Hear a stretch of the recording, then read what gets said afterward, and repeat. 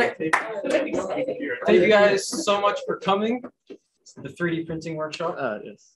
And yeah, yeah, everyone. So some of y'all got my email earlier today, right? That's why you're all here. That was our bad. We didn't communicate where the location was too, well. So yeah, like Ethan said, this is the 3D printing workshop. I realized I should have mentioned to like bring a laptop or something, but you don't have to. It's not a big deal.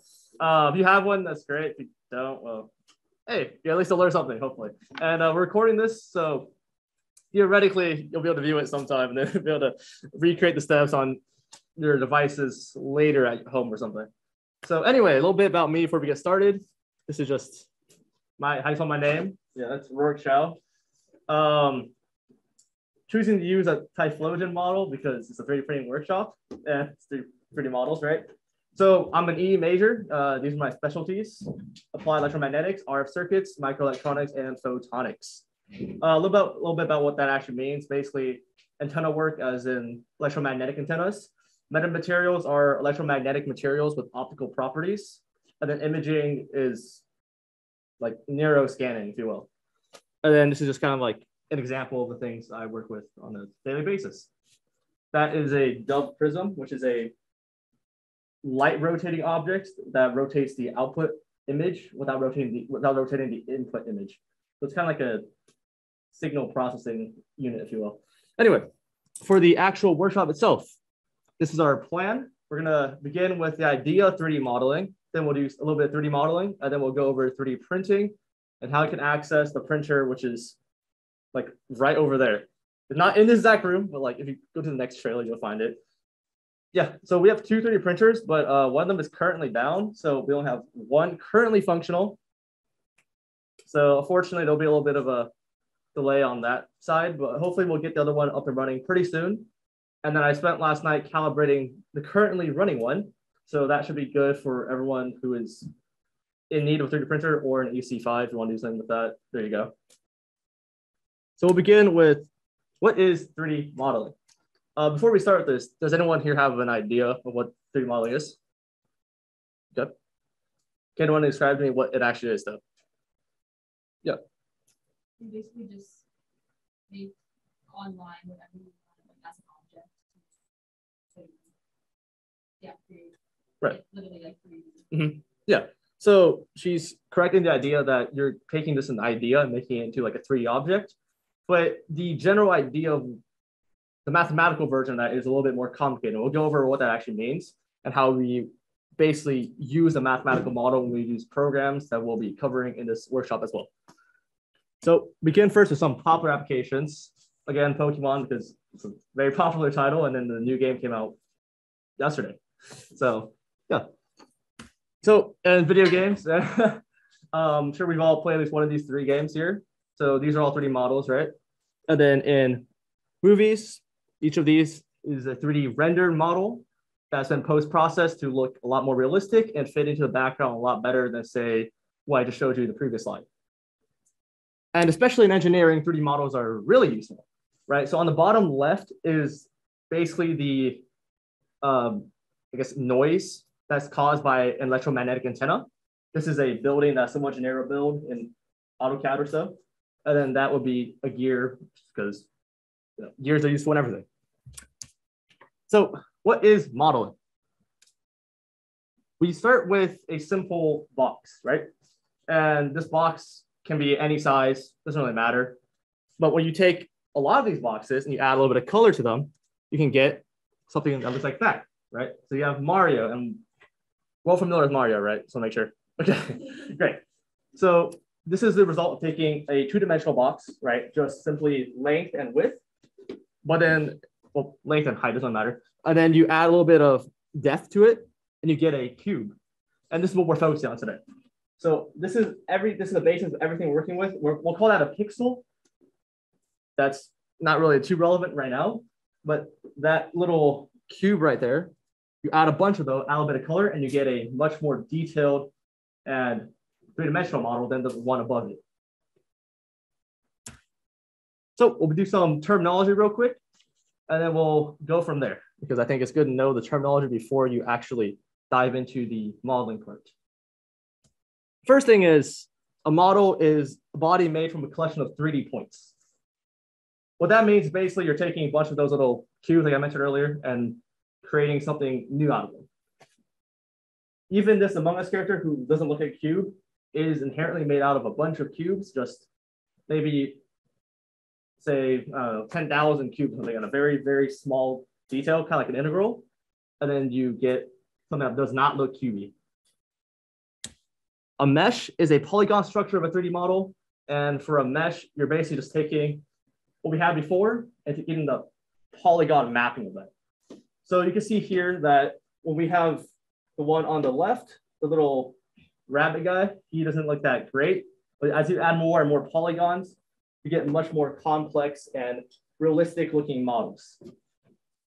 Same thing with the image on the right, but I think the left one shows it a lot better. And then this is just texture mapping. Don't worry about the language, doesn't matter. The idea is that you're taking your 3D model, you're expanding it outwards into a flat plane, and then you're going to just simply add color to that flat plane, which gets reflected into the 3D model itself.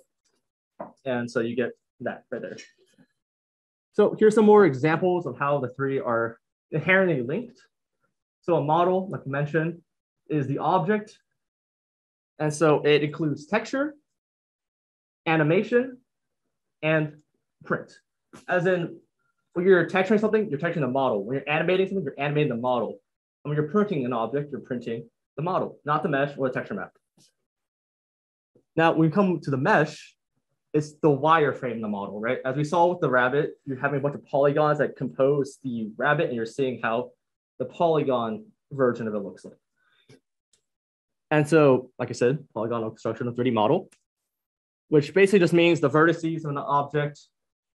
Not really too much more to say besides that. And allows you to see how diverse a model is. Whoops, sorry. Oh, someone messaged.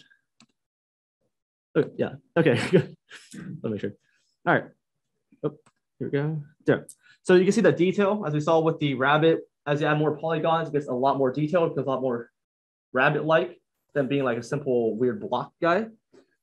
And you can also see quality, which is the same thing, except now you have, I guess, when we say quality here, I mean, you have a bunch more polygons composing a shape. So kind of like if you take a much richer perspective into an image, right?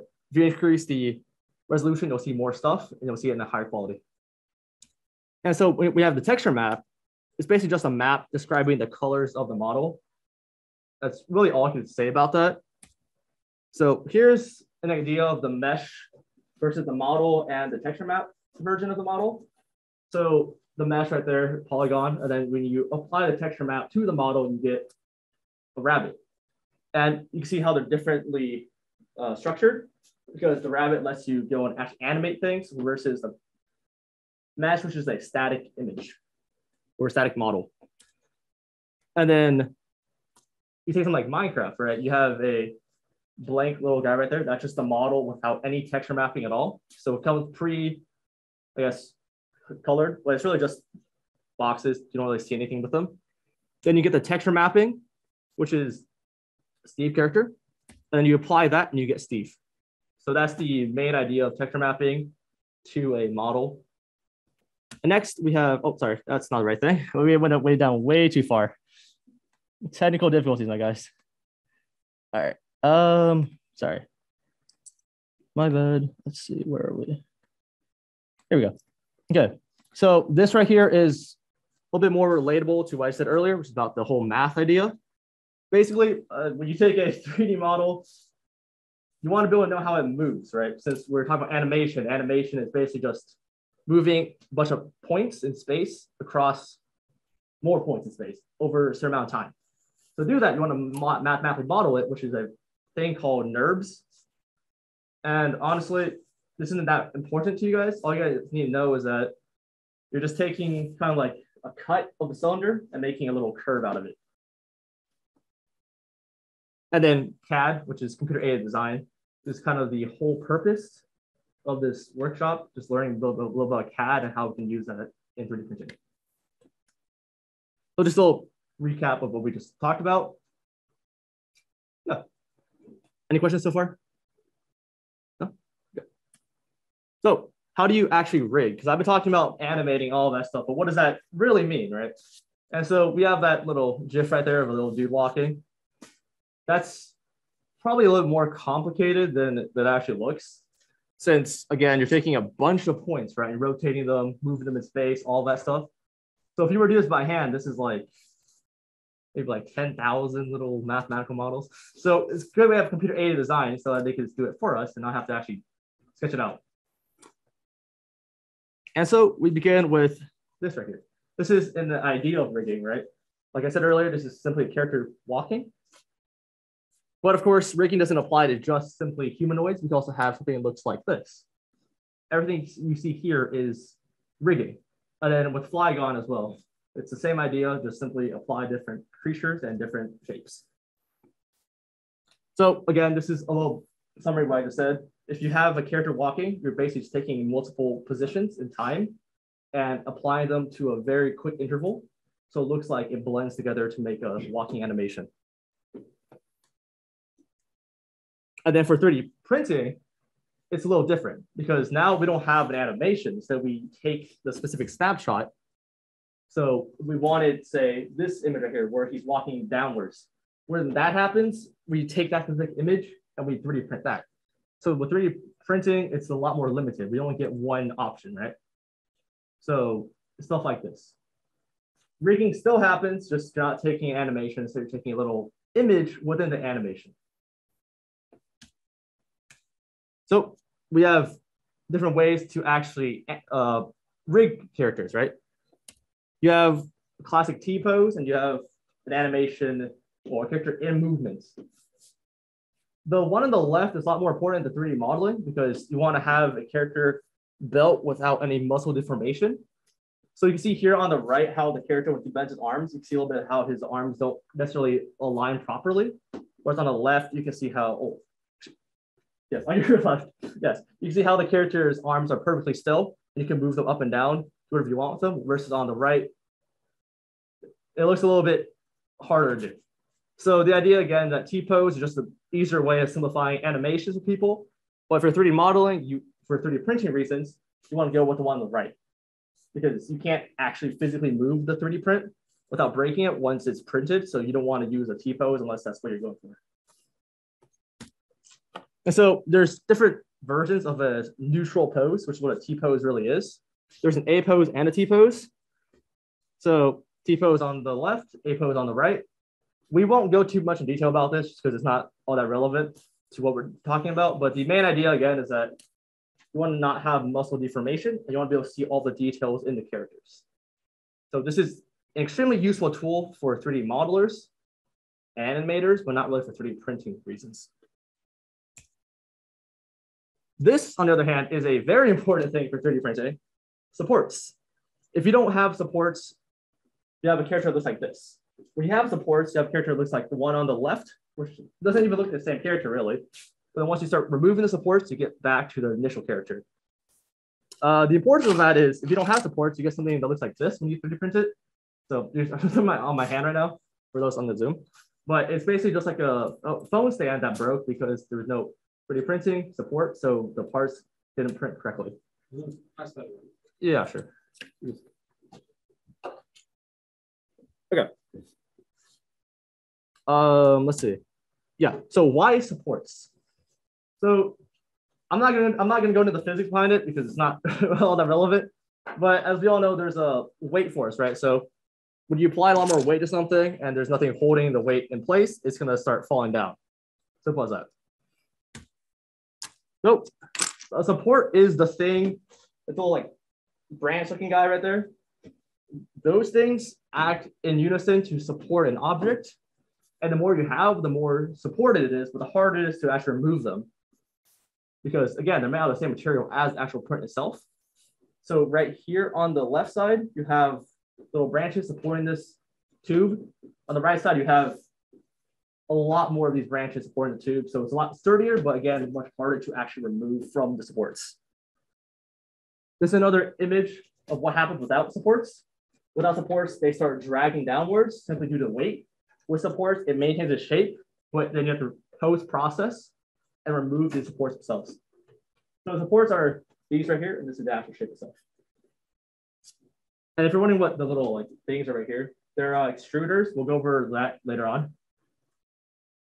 Great. Okay. So this is a little few examples of when you need supports versus when you don't need supports. The one on the left, you need support because nothing's holding up the little grooves. On the right, you don't need supports because they're touching the ground, right? So the main idea of this slide is that sometimes it's better to actually print things out in different, I guess, groups, if you will. If you took the guy on the left and print it out immediately, you have to add supports, or you get like a weird looking character. But on the right, you can print out in 2 different intervals and you get a nice looking guy, just put them together. Kind of like this right here, right? If you were printing out the one on the left, you would have a really strange looking thing since there's nothing supporting the top / sides, versus from the right side, they print out on the bed, which is the part of the printer that I actually print on. And then it turns out pretty nicely. And then this is just an idea of what supports look like in a like slicer. Again, all this terminology we'll be covering later on as well for 3D printing, but the idea is that that supports to go and keep the object from falling apart. Okay, so that wasn't enough. This is another image of why you need supports, right? The character right here, the bear, obviously you can see how its left limb will fall off immediately. There's nothing supporting it. So from basic physics, we know that if we're printing something on mid-air, that wouldn't really work, right? But because that supports, we can print it out and it'll be able to make it into shape without falling apart. Great. Okay, so oops. Any questions so far about any of that? Perfect. So this is the 3D modeling tutorial part, which is applying the basics of 3D modeling. This is, again, my fault for not mentioning that you should probably like a laptop or something, but if you do have one, we get time to use it. If you don't have one, it's not a big deal. I'll just wait a little bit for people who have one, take them out. So we're gonna go through this together to first make a Minecraft wolf, and then after that, I want you guys to make me something else and just show it to me. So you guys know what's going on.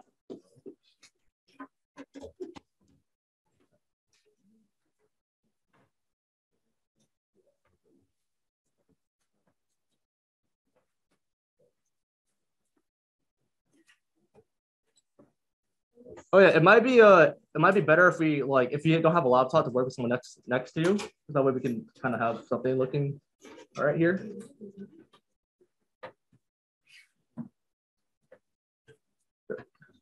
And then once everyone's ready, just let me know, and I'll move to the next slide.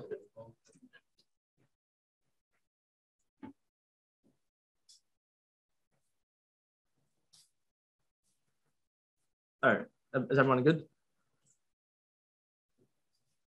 All right, cool. So the next slide, we'll discuss different modeling software. So this is a very limited list. There's a lot more, but I don't think you ever use most of them. So the ones that most people use in industry would be AutoCAD, Fusion 360, Maya, and SolidWorks.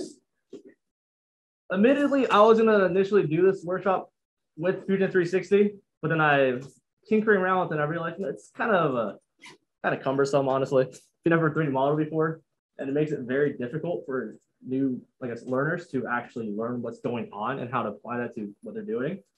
So to simplify that and not make this a very, very confusing workshop, we're going to use a slightly weaker one, but I think one that's a lot more user friendly and also I think just better in our case, which would be Tinkercad. So Tinkercad is a tool also developed by Autodesk, and if it's not clear, I use mainly Autodesk tools, but Tinkercad is an online version of a modeler, and it's something that is surprisingly powerful, actually, which caught me off guard when I was learning it for the first time a while back. So just go to this website, and then we'll go from there. The QR code, yeah, I don't know, just put it on there in case you guys need it, but yeah. I believe you have to make an account, so that's something you probably should do.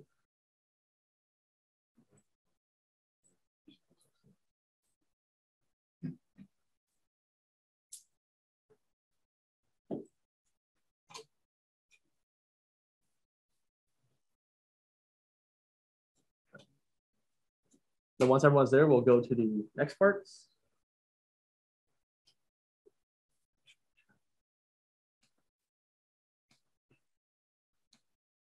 Good.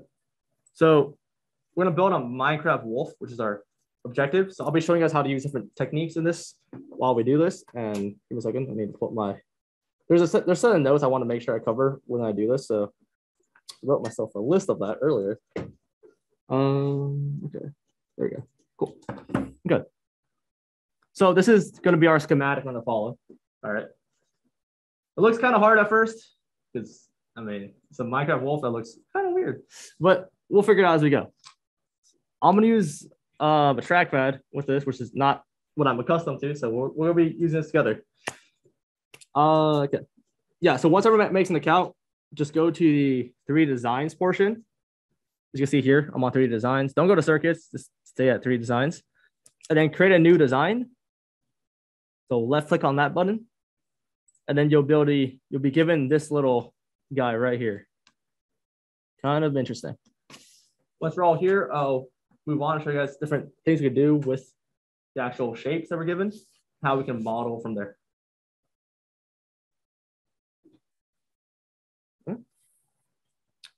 Great. So the first thing I would do is probably rename this. It's kind of a, I don't know.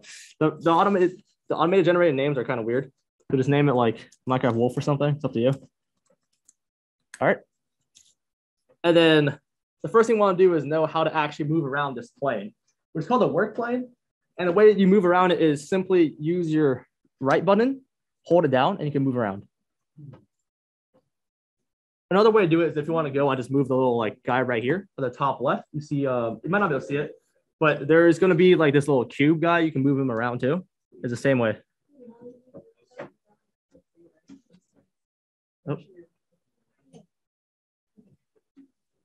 Oh. You guys good?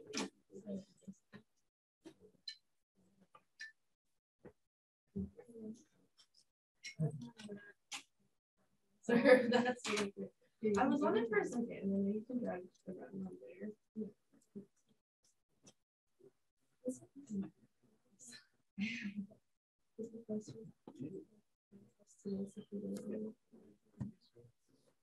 It might have been there's something that we know. All right.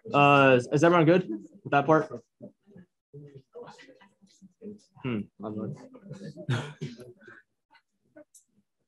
Okay.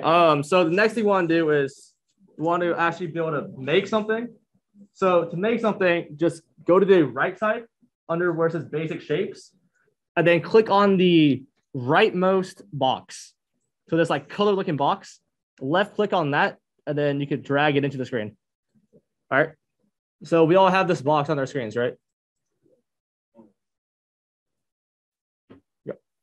So what we can do with this box is honestly a lot. With this box, if we rotate around it, we can see that it's just kind of sitting here in plain space. Yo, Ethan, get off my thing, man.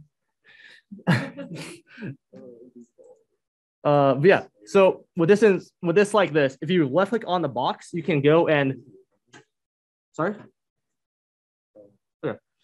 So left click on the box, you'll be given this little option thing, and this lets you increase the size, right? The ratios.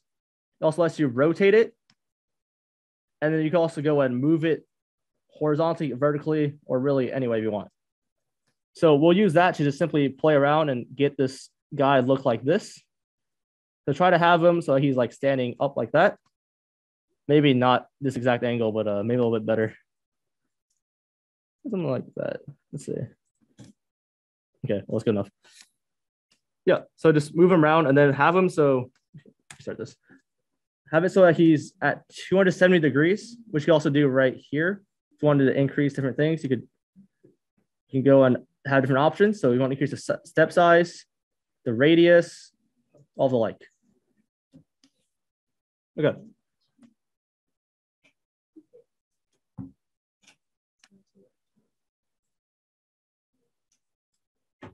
All right.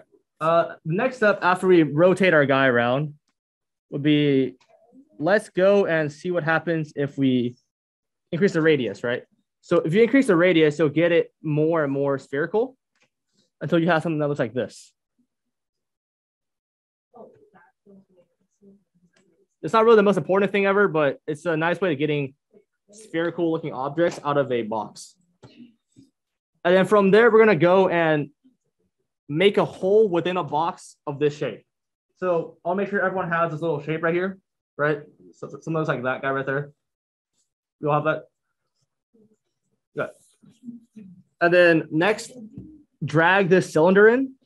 So put the cylinder into the guy. So it's like that. It doesn't really matter how closely it looks to this, but just have it so like in there. All right. So once you have the guy, the cylinder next to the sphere, and they're both connected, shift left click on both to make a group. And you'll see that it's a group because it'll say shapes, and they'll put a number of shapes in the grouping. And then do Control G afterwards. Yeah.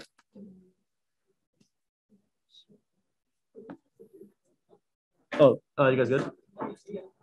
Good.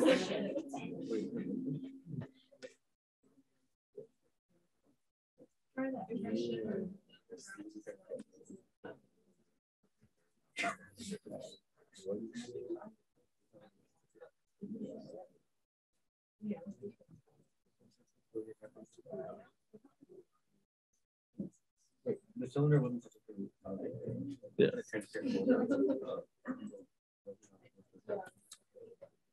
All right. So what we just did was basically we made them the same color, and now they're just basically part of the same object. And if you want to go and make it so that the object has the cylinder removed from it, and you want to like leave an indent or something in the object, you click on the cylinder, change to a hole. Well, actually, they're part of the same group now, but main idea is that, yeah, once you combine them with Control G, you have them as one single object. Let's you use the hole function. And if you drag in, say, a cylinder again, and let's make the cylinder bigger, right? So let's make it so it's like 32 or something. And then let's increase this, like that. Yep. Once we'll have something that looks kind of like that. Again, the sizes don't really matter as long as you have like a similar looking object, you're good. Once we have that, we can proceed. But until then, I want to make sure we all are on the same page.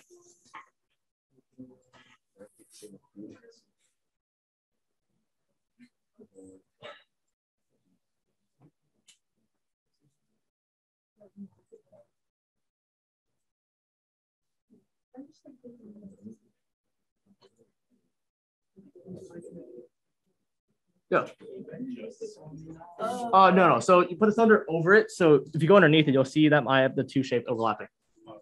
Yeah. Yeah. Because the idea is that you want to enclose the previous shape within the cylinder.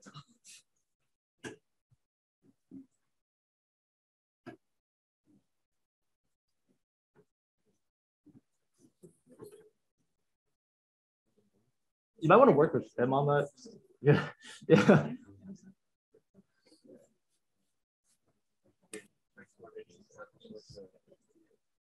Just let me know when it's going to start having something that looks kind of like that. Doesn't really matter if it looks exactly the same.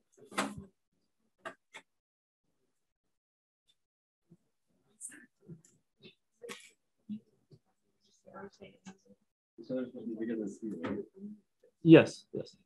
Did you click on the sphere without? I'm trying to link them together.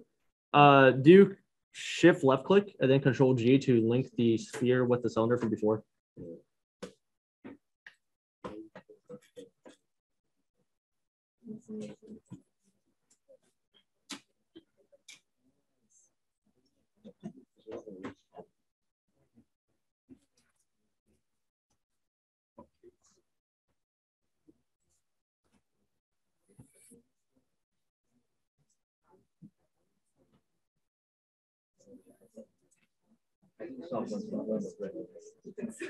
Yeah, how do you write in I'm gonna just walk around real quick to see how everyone's looking, but just keep doing what you're doing.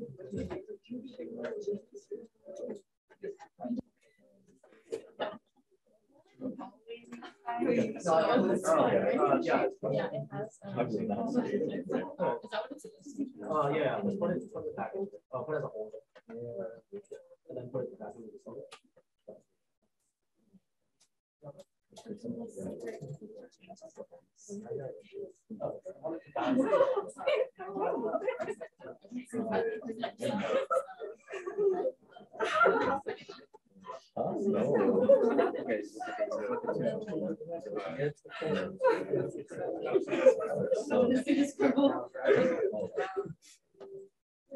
Okay. Wait. What did you before?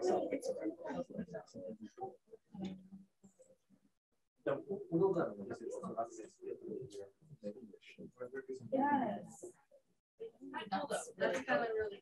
I don't think I quite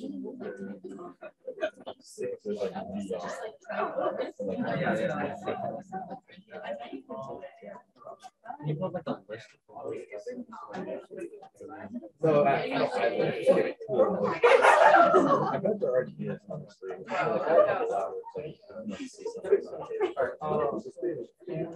It's like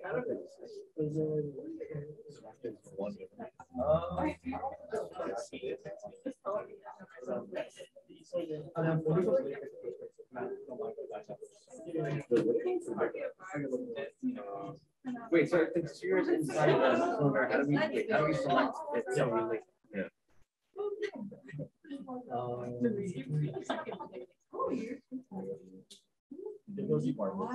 Okay.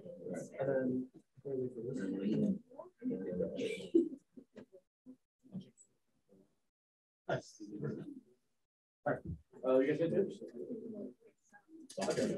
So, alright, so this piece right here, make that a hole. Make a hole and then part this on a ladder, and then we'll just make a leader from there. Just make sure these are connected. So just get the side of it. And then yeah, that's all we're doing. Control G is to group it together, but that doesn't matter now. So, yeah, put it inside. Yeah.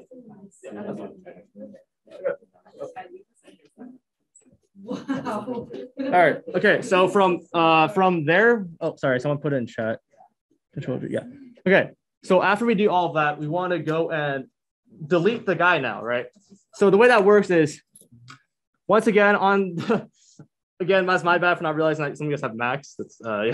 A little naive on my part, but you want to, on the Windows, okay, whatever that is on Mac, group them again. So Shift, right click on both.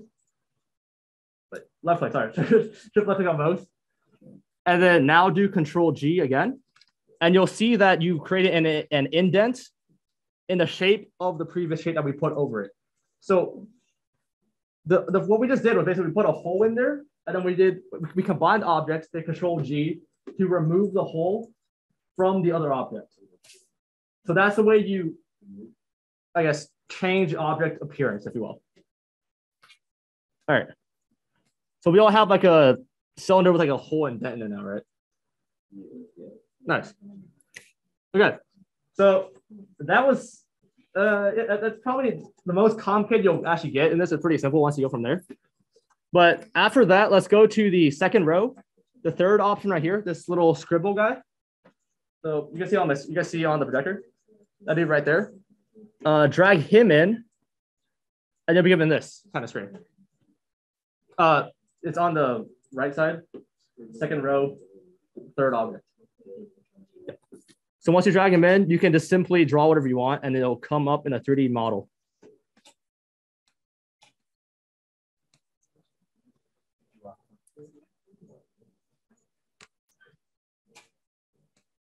And then once you're done with that, you can press done, and you'll have a model that looks like that. So just draw whatever you want for now. Make sure you know how that little tool works, and then we'll go from there. Why is it all obscene?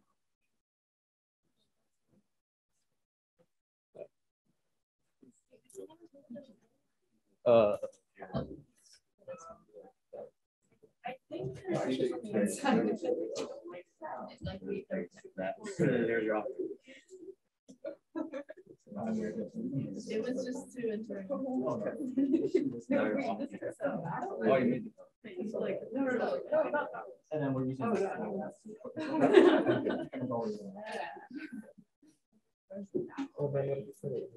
Okay, so once everyone has something drawn, we'll move on to the next stage, which will be tinkering a little bit more, and then we'll go and actually make a Minecraft wolf after all of that. So the next part would be working with textures and all of that. So the idea is, first of all, I realized I didn't really go over this. If you want to zoom in or zoom out, you can always just press the minus or plus keys, or if it's like a mouse, you just scroll in and out. But you can use plus and minus keys to zoom out. And then if you want to go back to the, I guess, center area, you press on the home, and then you get back here. So on the left side. And then if you want to change how your object looks, you could use this view, which is a flat view, or you can go back to 3D view. So I personally choose 3D view because I don't know why I use a flat view for this, but yeah. Another feature is that if you want to make it look like a Minecraft guy, you can put it on the top right side for the pickaxes. You just click on that. It'll recreate it using blocks. Or if you want it to look like a Lego, you could do the same thing with a thing next to it. Okay. All right, and then let's go back to the work plane. Let's not do it in Minecraft. It's kind of weird.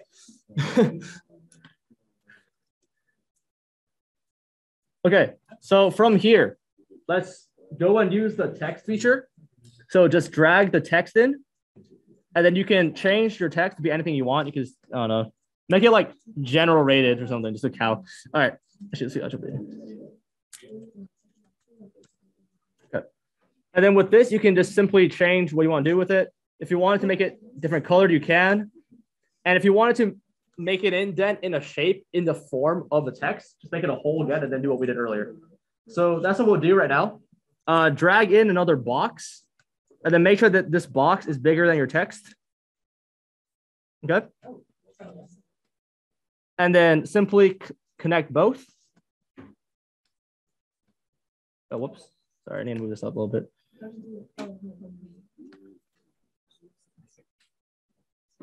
Okay. All right, and now you want to do Control G again. What after you make it a hole? Sorry.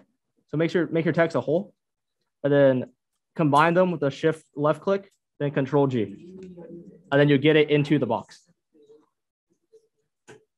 You can't even see that on here actually. This color is too dark. Go with like that. See it now? There we go. Yeah. So you guys should have something that looks like that. I mean, this stuff doesn't matter. Just have the box with the text in it. I'm just gonna walk around, make sure you guys all have that real quick. Oh, yeah.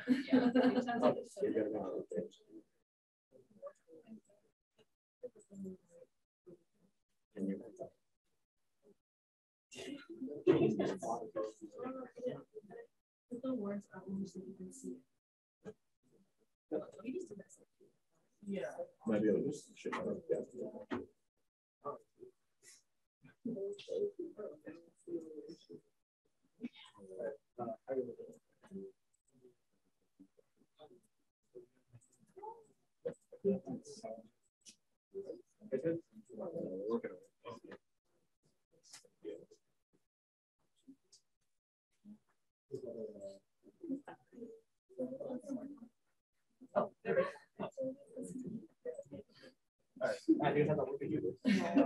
Why didn't I write that? Yeah, that's kind of a cool thing right there. Like, go to shift like click on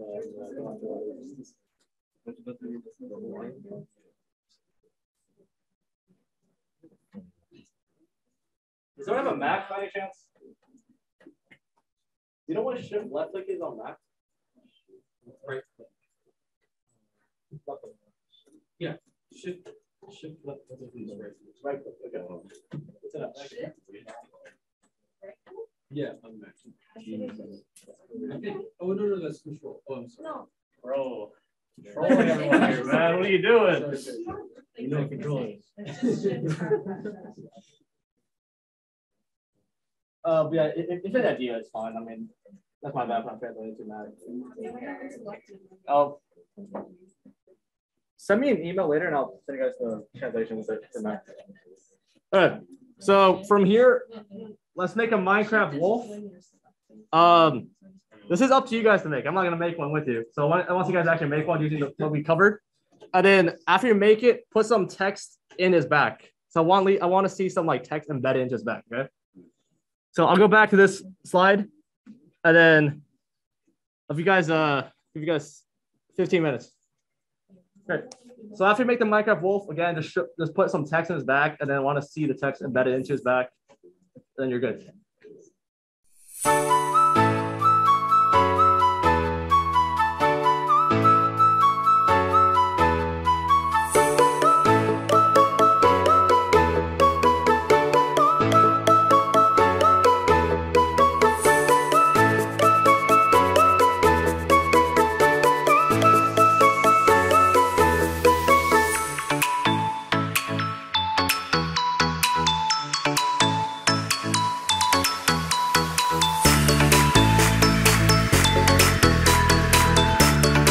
All right, it's time. Okay. So once you're done modeling, which should be now, so stop modeling this. The plan now is we're not gonna do that yet. Okay, so okay, so now that you finished, go to the top right where it says export, and then export everything in the design, download it as an OBJ, and then email it to me. Don't email it yet, just put it in an email format. With everyone's name, who you worked with, I guess.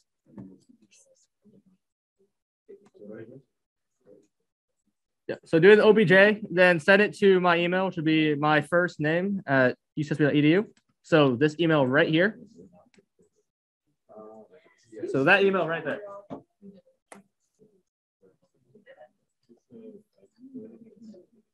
And again, put everyone who you worked with in the email, just so that way I know.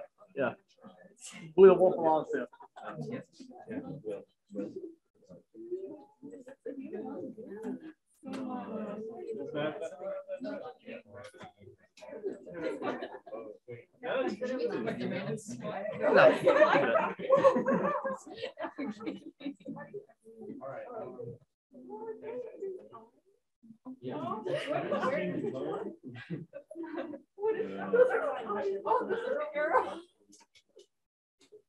All right, is everyone done with that?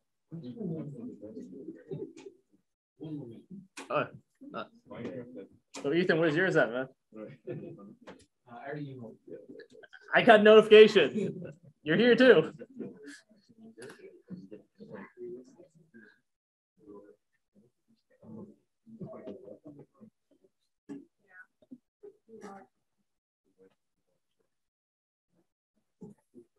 No.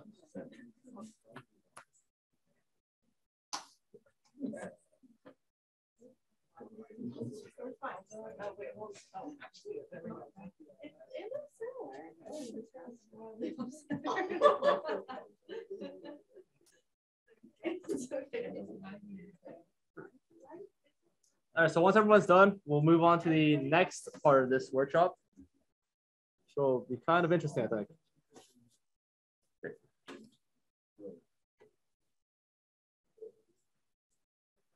It's ROARK. Yeah, at UCSB.edu.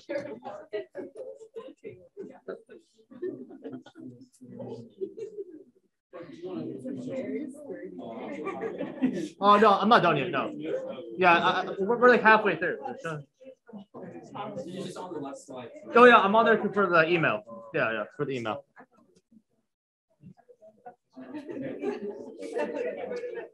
Okay. Yeah, is everyone done emailing? Okay. All right. Now go back to the home page for Tinkercad. So for Tinkercad, go back to here. All right. Once it loads. Okay. So we're all back here now, right? We're all back on the home page for Tinkercad.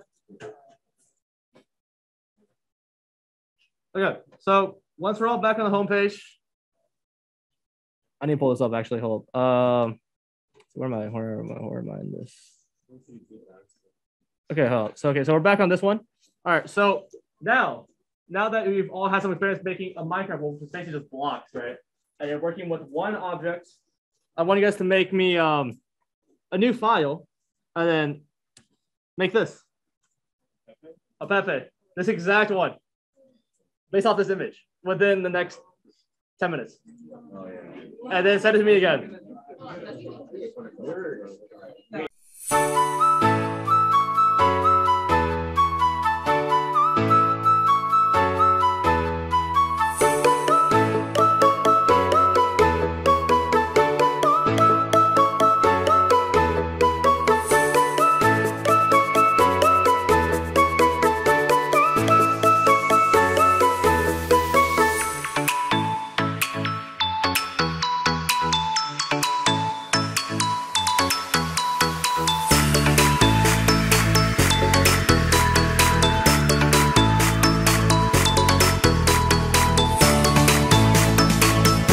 All right, so the next part does not relate to what we just did too much, but we'll be using what we just made. The next part is 3D printing, which I think is probably the reason why you're even here in the first place. So yeah, both in and out of the IEEE lab. So again, if you don't know what the lab is, it's the next trailer over. The last like door, I guess. So we'll begin with what is a 3D printer in the first place? Because it's pretty good to know, actually. So these images are all 3D printers.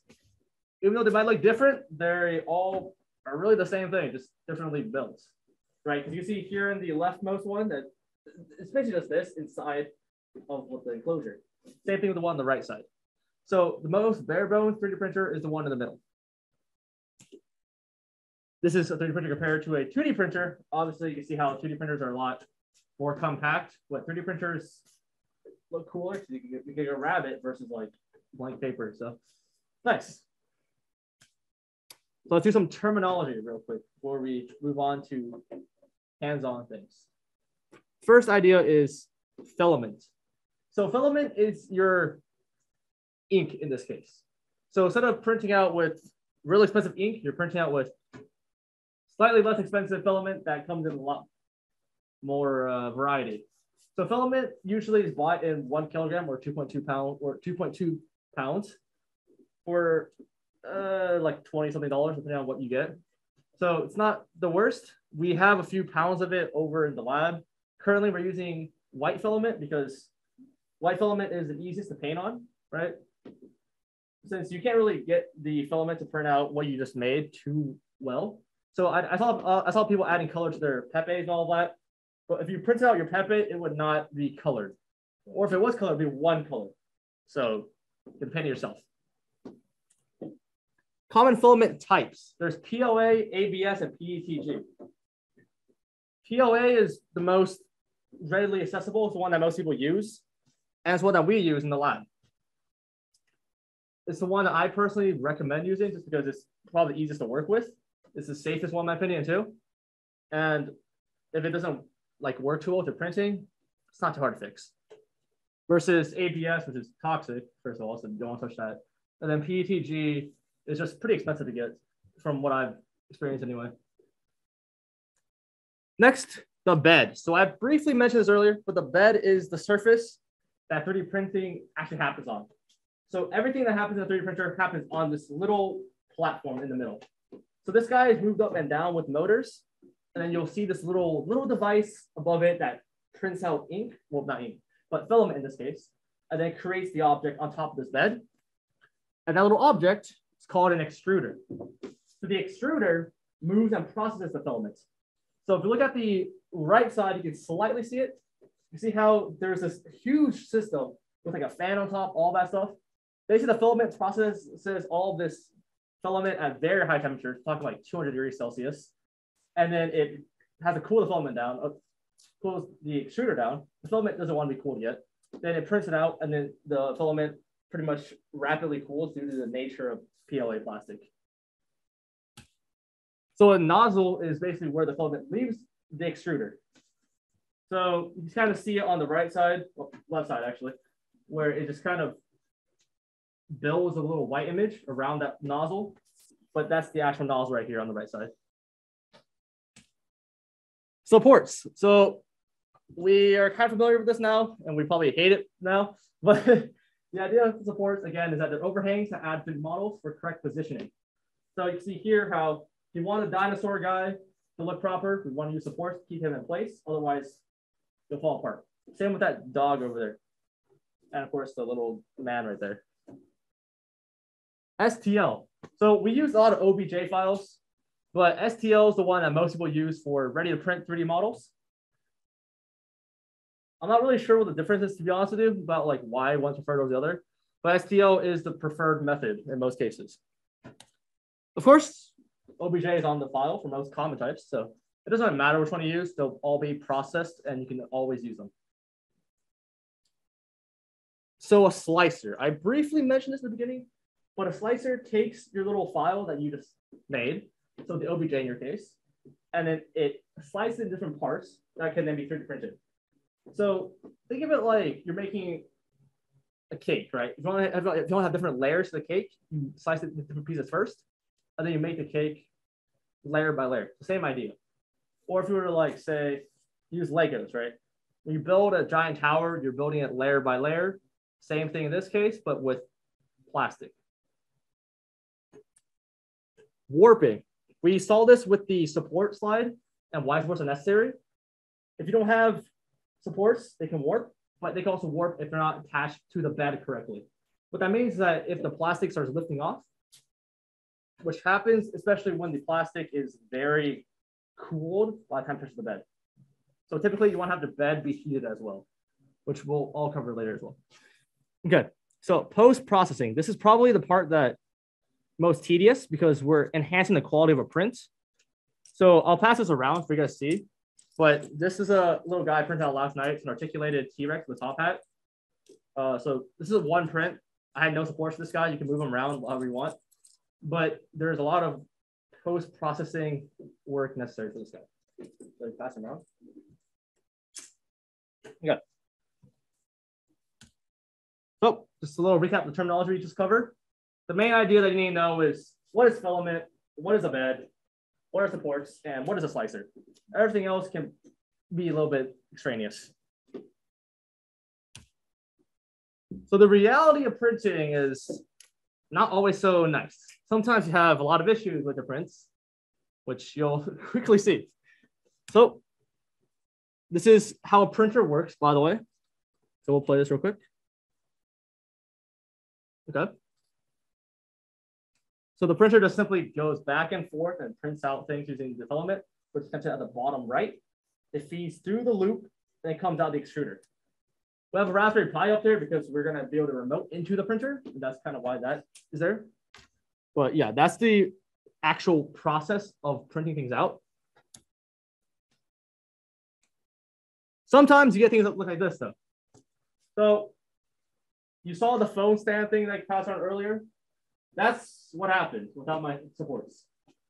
You can see here that it tried to keep printing, and I kept printing, but then it started creating little like vine-looking things because the prints weren't connecting, and they were just simply building on top of each other, not in the right positions. The middle part is me trying to print out a Minecraft wolf that I made a while back, and not giving it a base, so it didn't have enough support, and so when you added more weight, it just simply flung off. And that's another view of this guy right here on the right side. Sometimes, though, you could have good prints, like the you have right now. So that's what it looks like when it's done. I didn't need supports because I printed it on the side because I didn't want to add supports. And then you have them right there. So that's for scale, by the way, for the printer itself. It's a lot bigger than the model, but I mean, it works out pretty well. Okay, so our objective now is learn how to print a model. Unfortunately, we cannot all print models at the same time. That's not how 3D printing works. It takes a lot of time to print something out.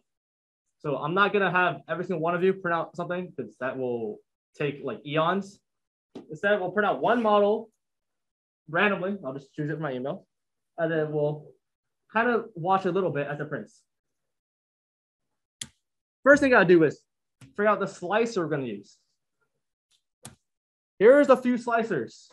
Kind of like 3D modeling, there's a lot of different things you can use with that. a lot of people recommend AstroPrint, ISSL, SuperSlicer, Ultimaker, Cura. Personally, I feel like a lot of these are very complicated for no reason. I was gonna have you guys work with ISSL, but that's not the most user-friendly thing ever, and it's really annoying to work with, honestly. So we're not gonna do that one. Instead, we're gonna use one that I think is actually better and also can generate supports. So you don't need to worry about supports anymore. So that's good because, yeah, like Ethan mentioned, how do you add supports? Well, you got to do it by hand. So, or you can use a slicer and and it'll do it for you. It'll do some calculations and then figure it out. So you don't have to worry about any of that. So we'll use Ultimaker Cura for that. And then this is the website. So just go on there. I'm gonna have to stop sharing my screen for a second and take out the HDMI to go and get my email. But make sure you're on there and then just log in, download Ultimaker Cura, which you'll find, I think, as the first link. It'll say learn more. You click on the learn more part and you can download it. Once you're all there, I'll disengage my thing for a second. And then we'll choose a model and then we'll come back. Yeah, so download this for free. I'm gonna do it on the Windows mode because I've used the Windows. And then we'll go over how to use this. You guys won't really need to use it too much, but I think it's just good for you guys to learn a little bit about how it works first.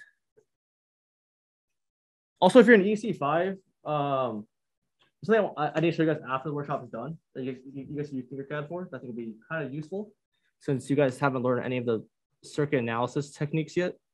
So it'll make your life a lot easier for your project. Okay. Right, you're on load. Well. So I'm installing it with you guys because I want to make this authentic as possible. So this will take a little bit of time. Once it's done downloading, we'll be able to go from there. In the meantime, I saw a few of your models. You guys had very different approaches to them than I expected. Some of you guys use the squiggly tool to like just scribble things in and then use like a block to cut it out. Other people made it using like circles and stuff. There's no right answer, but I'll try to see what you guys would come up with. So it's kind of interesting to see people just make pepes, honestly. I think the most interesting one I saw though was the Homer Simpson one, honestly, probably. Yeah, it was a little bizarre. I didn't. And then I saw your Minecraft wolves. It's a good first start. Good first start. I feel like within 10 minutes, it's a pretty, restrictive time frame, and that's kind of intentional. But if you're going to use 3D printing in the future, it can always take a lot longer, obviously. And then for the 3D prints themselves, they do take some time. So you don't need to worry about checking up on them too often. Actually, while this is downloading, I can show you guys that right now. My next point was I was going to show you guys the 3D printing website, but you guys don't need to do that yet since it's not really going to be too accessible. So this is what the website looks like right now. We just kind of log in. I need to move this over. Sorry, this is in my way. Get out of here. Okay. So let's move this over here. We use Octoprint, and then if you're here, so you can use the login for it. Again, I'll send this out in the follow-up email, so you don't copy this down. But I'm gonna log in and show you guys what the actual thing looks like for 3D printing. All right, let me move this to the bottom or something. Oops, okay. So this is what it looks like on the actual remote 3D printing website that we use. You can see the 3D printer right here. I need to change the camera positioning a little bit more, but you can kind of see into the lab right now. It's slanted, but you get the idea. And then you can see here that on the left side, you can see how much print time it took, how much print time is left, and how many, I guess, megabytes, kilobytes, whatever, was printed out. So it's a pretty neat little thing. The temperature control, we'll go over that as well. But the main idea I want to show you guys first is that when you're on this website, the first thing you need to do is look at these files. And if any of them are what you need, you can print them out again. But if you're using this and it's like for your own personal use, please remove your file afterwards. So just simply do remove and you'll be good. And then you can go to 3D models and this other stuff. So you can make folders and all of that. I'll remove this one first, and then we'll make a new folder. So actually, we don't need that. All right, so let's go back to the Cura thing first, and then we'll go back here. So on Cura, once it loads in, you'll be presented with a pretty neat looking thing. It's a pretty user-friendly UI, but takes a little bit of time to load, I guess. Okay. In the meantime, let's look at some more stuff. So there's a time-lapse feature that lets you go and see your print happen in a very time-lapsey manner, right? So if you want to have that, there you go. There's also the G-code viewer, which it's unfortunate I deleted the thing because I was going to show you guys how it looks like. But the G-code layer, the viewer basically lets you just see your print happen layer by layer in a, like a simulated manner. So for like the dinosaur guy, you would see part of the dinosaur form over time. So the horizontal axis is time, the vertical will be layers, and then you can just see your dinosaur be print like in real time. It's pretty interesting. And honestly, I think it's one of the cooler features of this whole thing. Okay. All right, cool. So once we're in, also make your Cura. It's got to log in, do all that bogus. Okay. Oh,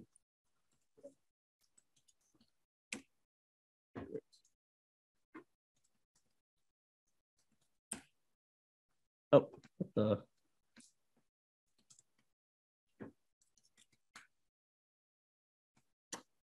Okay, no, that's awkward.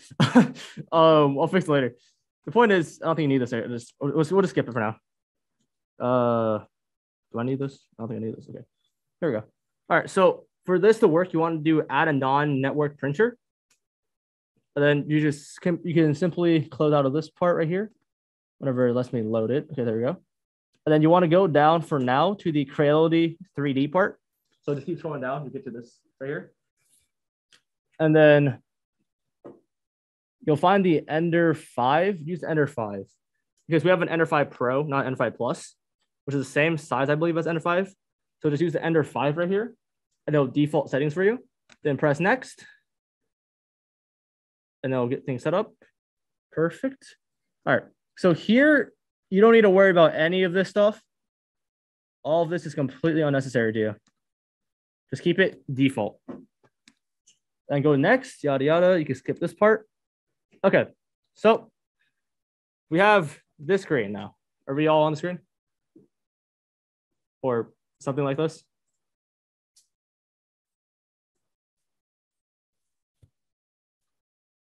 I'm gonna keep this here for a little bit until we are all on the same page.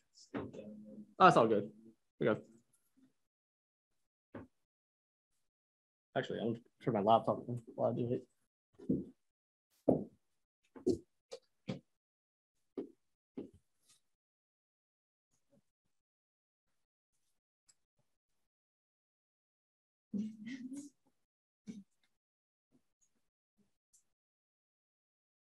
All right. If it takes a while to download, we can just keep going. It's not a big deal.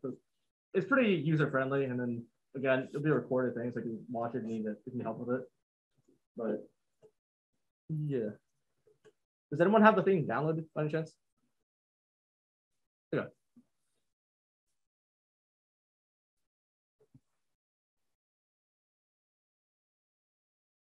I'll just keep going on from now, just for the sake of time. But the idea is that you have this right here, which you need to first put like a model in there. So we'll drag this one downloaded. We'll drag this Tinkercad obj, which could drag in. Okay. It looks like this. And then once again, on Windows, you can just simply use your right button to move around. So do something like that. Oh, what the? Okay. And then you have this right here. So what you do with this is they don't need supports, but if you had supports, you would add it in.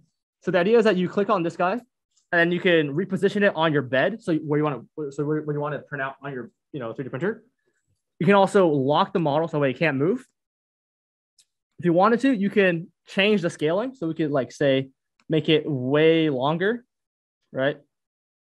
You could also do snap scaling. Snap scaling just increases by the size of like one interval. But if you want to keep it default, just do that. Press reset button. I'm gonna keep this probably default because I don't want this to take too long to print.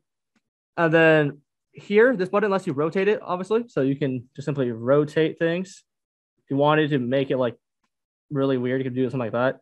That's very inefficient printing though, so don't use that unless you put like supports in, but I don't know why you would do that. And then it'll pre-default into the bed. So if you put it in the sky, it'll start falling back to the ground. So that's because 3D printing needs it to be touching the surface. So don't worry about that too much. If you're going to be using two different objects and you're curious about how to combine them, that's something you could ask me later.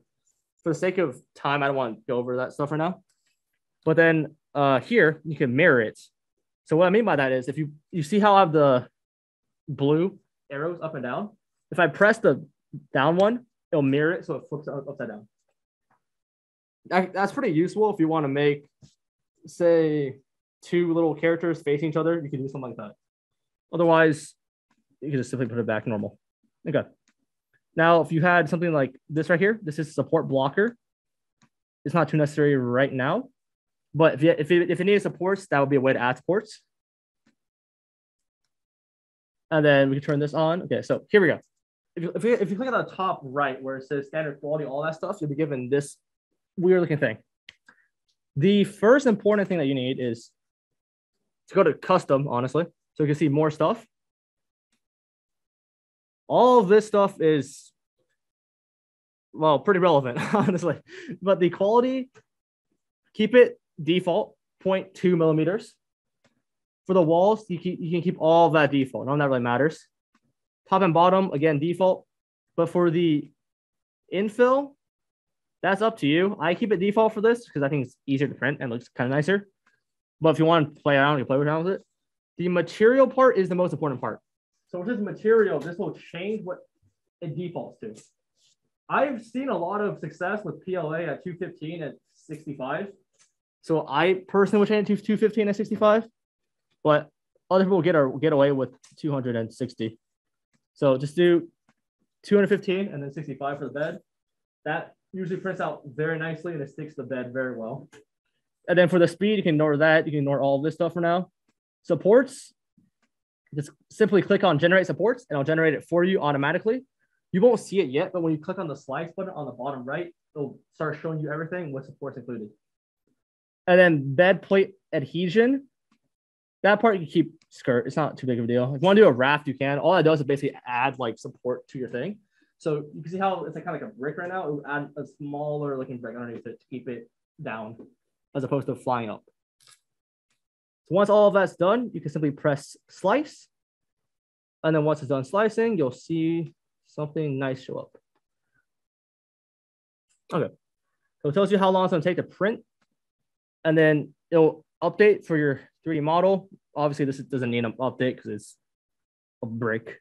But if we go to preview, you can see it. And this is what it looks like when you're done printing. So you can see here that there's a little like plate area. That plate is going to keep it stuck to the ground, which is good. So once you're done with that, save to disk. Save it, I don't know. Save it in a desktop or something. Okay. I have a League of Legends thing here because I was printing something out earlier from one of my friends. But yeah, so it'll save as G code. And that's important because you want G code for the 3D printer. It will not work with STL, OBJ, or anything else. It will only work with G code. So then now you can close out of Ultimaker Cura. You can come back to here. And then you can simply just drag this guy in. All right. Now that he's in, you can simply click on him. You'll see it show up on the left side. And then it's going to be like, you want to print. Click on print. And you'll start seeing all the targets adjust. Everything will start adjusting. Okay. Or you can also set it yourself. You do something like that. It needs time to default, yada, yada. But the main idea is that you'll eventually be able to see it start printing right here, which I personally don't think we want to see this print out right now. But if you want to see a printing demonstration, you can always stop by, probably have something printing at all times. But yeah, so the main idea is that this website right here is where you print it, and then you have everything you want there. this little screen right here is your temperature bar. So it shows you the temperature of the bed and also the extruder over time. Currently, it's going to be set for 0, so you won't see the increase. But if I were to change it, it will go back up 215-ish, and then the bed will be at 65 degrees. And then once it hits those temperature margins, it will start printing it out. That's a pretty quick explanation of how to use Cura, the slicer, and then how to use the website. But the main part that you want to focus on, obviously, is just using the 3D modeling website, Tinkercad. And then Cura is just there to slice it up and then add supports. And the website's there for you to print it out. So that's how you connect everything we've done so far to 3D printing. I, again, will probably not print this out just because I don't want to use my plastic on this right now. In the future, I'll probably have it somewhere in the lab, but not this current second. Let's see, where am I? Okay. Great. Yeah. So again, this is what we have. Go back to here. All right. And then I have this other boat guy right here because this boat was something I printed out a little bit ago. This kind of shows you what happens if you don't have good build quality. I'll pass one around too, but if you feel it's a lot more flexible. It also looks kind of weird, mainly because there's a lot of calibration needed with the 3D printer. If you don't calibrate it correctly, you can get really, really bad prints. If you calibrate it correctly, you get prints like the T-Rex guy. So I'll pass this guy around. Yeah, so there's a clear physical difference between the feelings of the two. This one feels very flexible and very weak, honestly. Whereas the dinosaur felt a lot more firm. All right. So the takeaways of the workshop is how to 3D model, right? So 3D modeling, this part right here was done with Tinkercad. How to prepare models with 3D printing. This is the Cura stuff. And how to use the IEEE 3D printers, which is the last part, the Octoprint part. So again, I'll include all the links for everything you need in a follow-up email or something. And then that should be your basic intro on how to 3D model. I'll prepare models with 3D printing and then how to use the printers themselves. And yeah, thank you. And of course, if you're an EC5, I do want to show you guys how to use Tinkercad for circuit analysis as well. But that includes the workshop for people who are not in EC5, I guess.